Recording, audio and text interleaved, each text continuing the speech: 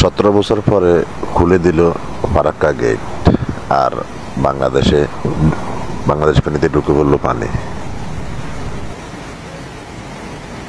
নই গেছে কেন আসলে না, এই কদিন দেয়ের ব্যাগে বোতল হুন্দা করে ওসের মুই হানি মারে, তাঙ্গ তো কেউ নাই মারেন, এটা আল্লাহ নিজের হাতে ডালে দিছে, বুঝেন, এটা আবার বন্যা মনে করিয়েন না।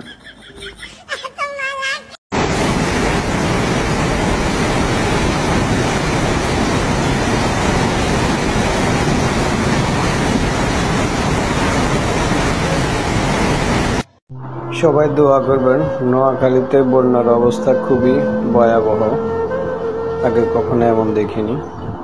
সবাই নোয়াখালীবাসীর জন্য দোয়া করবেন। খুব ভয়াবহ অবস্থায় 2 দিনের মাথায়।